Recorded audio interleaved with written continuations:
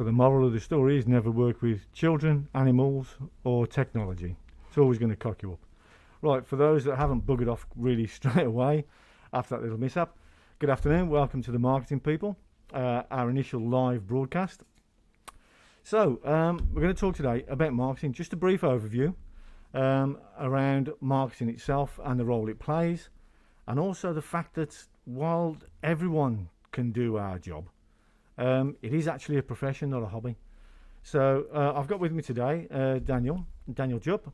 She's originally met Danny, as I call her, around about 5 years ago, I think it was, wasn't it? Yeah, 5 years ago. So we'll talk about what it is from a marketing perspective, and we'll ask Danny a few questions for those who are either in marketing or aspiring to have a career in marketing, some of the things that influenced and has helped and assisted Danny to get to that. And then following that, Danny's been working with me now for a week, having some experience in the office with us again, and we'll go through some of those things. So, marketing. What made you first realise or wanted to get into marketing as a profession, Danny?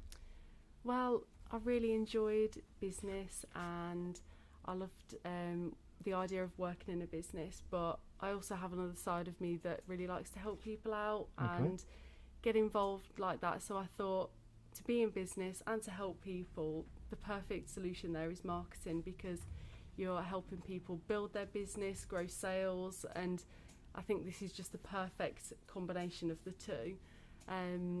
So after coming to see you 5 years ago and experiencing it firsthand, that sort of confirmed to me, yeah, this is exactly what I love and this is what I'm going to go and train in. And now I'm back 5 years later, trained up. So it was our fault 5 years ago that you went into this as a career. One.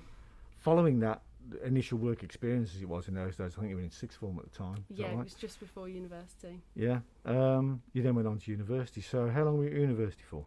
So I went to the University of Derby for 4 years. Yeah. And I studied marketing with consumer psychology. So Okay. It was a bit more than just marketing or just business, because I wanted to have that edge. I wanted to have something different. And during my 4 years, I took a year out and did an industry placement.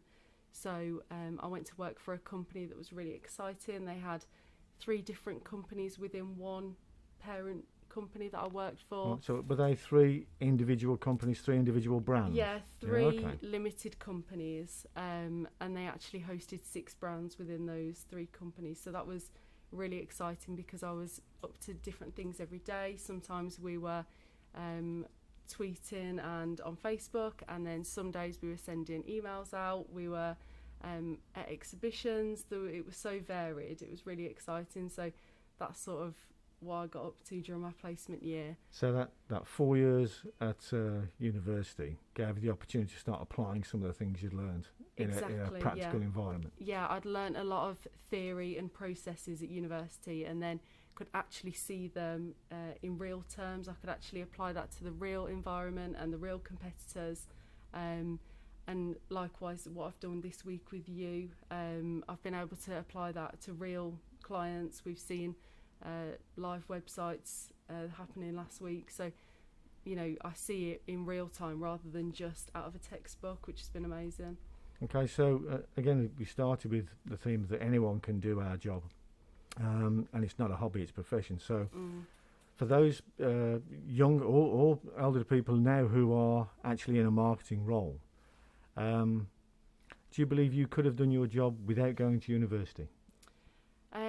I don't think I could have done my job anywhere near as well as I think I can do now. Yes, there are some courses you can do and you can sort of self-teach certain elements, but I do truly believe it's down to the experience and it's down to the real education, and you need to be qualified, you need to be certified by certain organisations, else you just don't get that full understanding and you don't get the depth really. A lot of it is about why did we do this, or where's this analysis come from. I don't think you get that full understanding if you've not had the previous education that I have. To do so, yeah. So that planning, the strategic bit. Again, as an integrated agency, we've got all the disciplines in-house because no one can be expert in all. But an understanding of them is really important.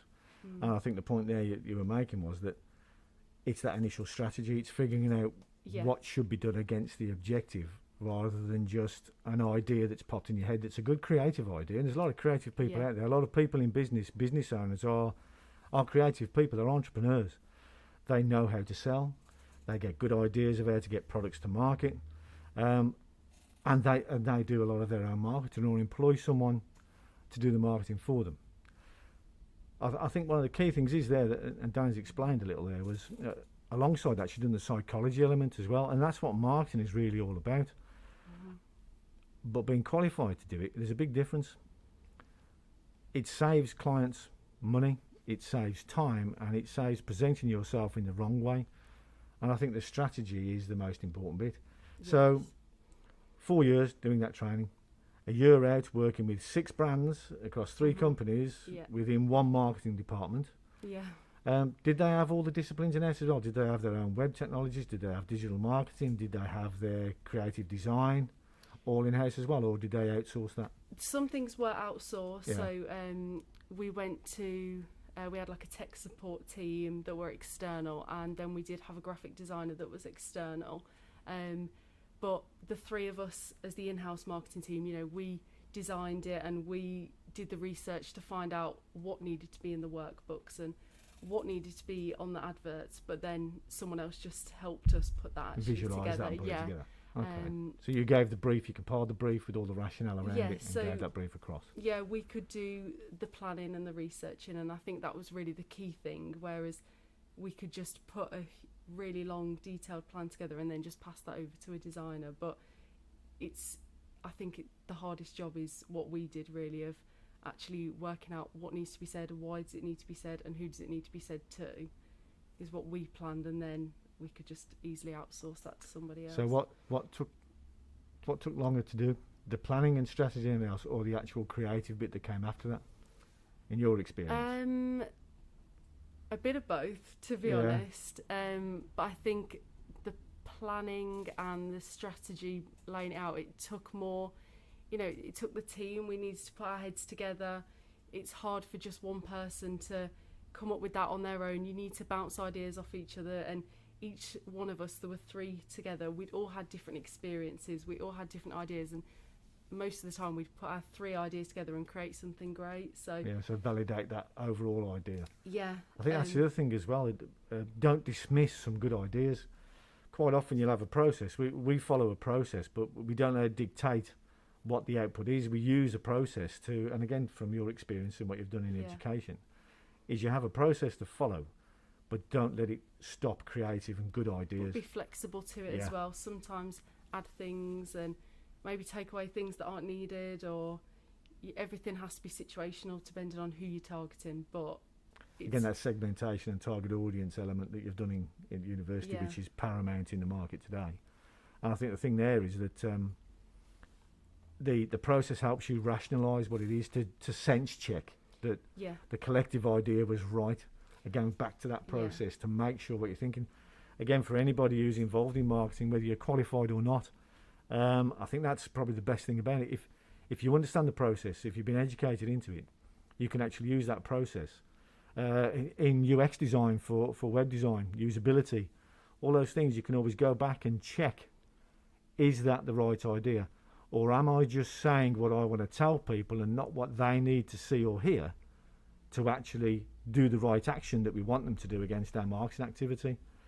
Again, there's probably some people out there who are doing quite well in marketing who are not qualified. They've got a natural creative flair, they've got a natural understanding. Another part was the psychology element, which is interesting. Again, you can learn a fair bit on YouTube, you can do various small courses, but that psychology element, I think that's probably one of the key things which a lot of people miss out. And a lot of people who sell really well sometimes don't realise what they're actually doing, what triggers that they're having on those people's emotions, and getting them to do something can make them think it was their idea. From a psychological point of view, how has that helped you in assessing and looking at elements so far? Again, I'm not expecting you to be a doctor at this point. You haven't had many years' experience yet. But it's quite important, I think, and it may help quite a few people to understand how that psychology links into the marketing strategy. Yeah, well, while I was at university, we got trained on quite a wide variety of psychology. So we did social psychology, cognitive psychology. We did modules which focused just on consumer behaviour, but there was a lot of psychology in that. So based on that understanding, it sort of helped me put a focus on consumer journey. So it doesn't just start at them calling you up for a consultation or buying the product. It starts at where did they hear about you, and was your website easy to find on Google, or when they did find it, was it nice to look at, and was it easy to look around? All these things play on your psychology. So if the website was really difficult to find, then they're thinking it's not worth my time pushing through. You want to make it as easy for the customer as possible. So even though it might seem obvious that, yeah, the website needs to be easy to find, but actually it's so off-putting if it isn't. And you need to remember, how would you feel looking at your own website? And yes, you might be used to it. Sometimes though that can be a problem, because when people have spent all that time and effort thinking about a website and what they've told the web designer to do for them, yeah, they're emotionally attached to that website and they will love it regardless. And if It's someone tries hard to to critique see. it, yeah, they'd take it personally. yeah, Again, on the psychology, but it's not just web, is it? It's how you answer the phone, yeah. how you answer the door, It's how you the show up. tone of the whole company. Are you approachable? Are you friendly? Are you technical? Like, for each sector there's going to be different requirements, so it's really important to understand what would a customer like to feel, and how are they actually feeling, and how can you convert them into customers by giving them really what they want and how they want to feel good about your company, really. So again, for anyone watching at the moment, we do it quite often, but it is basically have a look objectively of who you are as a business and what you're offering, and empathise with your target audience. Really stand in their shoes, stand the other side of the table, look at what they require. But also sometimes you'll find the best salesperson or the best person who answers the phone repeatedly may be reception. In smaller businesses it may be you as the MD, and as you answer the phone, how can you get that conversational element out onto your website, out through your social, rather than just posting stuff that is just something you want to say. So I think for this first live one, we've tested some things technically, and I'm really sorry for the initial interruption on the audio. But if you have any questions, please feel free to get in touch if we can help in any way. But I think looking at it now, this week, after all the experience you had there, this week you've spent here, has that assisted you at all in putting that into some kind of context across the various disciplines that are involved in marketing? Yeah, it definitely has helped me, like I said before, see all the theories that I've learned and see all the strategies that I know actually in context.